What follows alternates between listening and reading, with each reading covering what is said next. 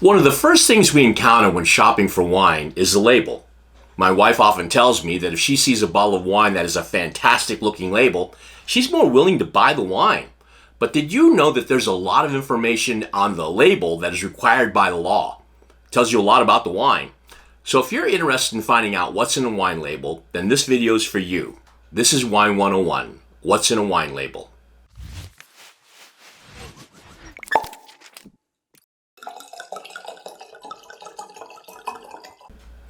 Hi, I'm Reggie Narito, here to help you learn about wine one sip at a time. In this video, we're going to delve into wine labels and the information that is required by law for all wines that are made in the United States.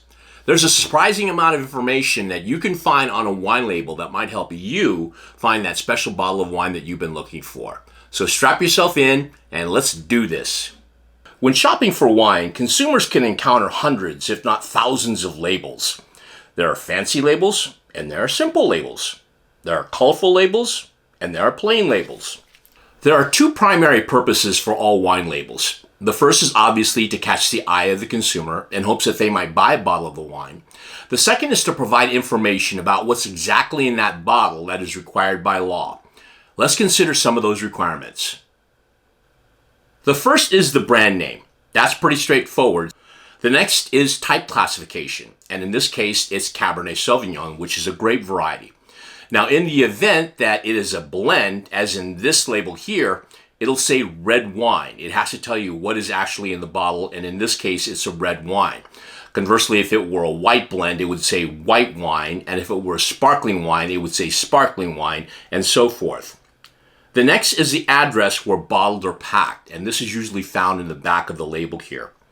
The next is alcohol content, and just so you know, the U.S. government allows you some allowances between 1 to 1.5%, and all wines are taxed based on their alcohol content, so you would probably figure that most wineries would tend to be less than more.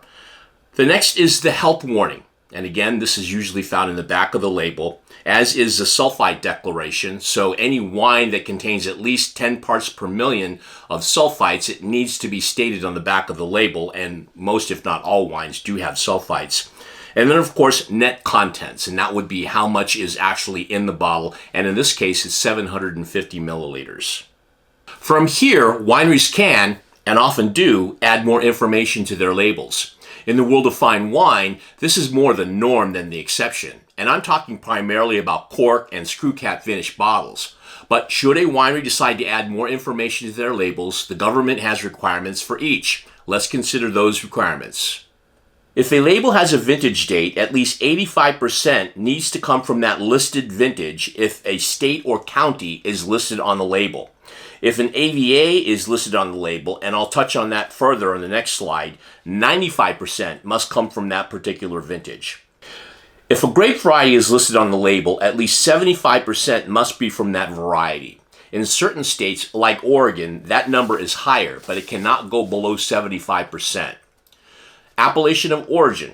If there is a state that appears on that label, 75% must come from that state, and it has to be finished or completed and made into wine in that state. If a county is listed, 75% must come from that county and be finished in the state where the county resides. In this instance that we provided, it says Sonoma County. If multiple counties are listed, and we have this listed here as Central Coast, all of the fruit must come from the stipulated counties. If an AVA is listed, and AVA stands for American Viticultural Area. In the state of California, there are 146 AVAs, and in the entire country, there are 266. And an AVA is basically a geographically delimited area which the government has deemed as unique in characteristics and given it its own special standard. But if an AVA is listed, 85% must come from the state AVA, and the wine must be finished in the state where the AVA is located. If a single vineyard is listed, and here we have Sexton Hill Vineyard listed there, 95% must come from that vineyard. Now, if it says estate grown, as it does on this part on this label, In one fell swoop, the winery must own the grapes and control the vineyard. The winery and vineyard must also be located in the same AVA. So in one fell swoop, the winery needs to control everything from the growing of the grapes to the making of the wine and so forth. So there you have it, all the legal requirements for what appears on a wine label. I hope you enjoyed the content in this video, and if you did, I hope you'll press the like icon, and if you'd like to see more videos like this, I hope you'll press subscribe. Thanks for joining me. Peace out.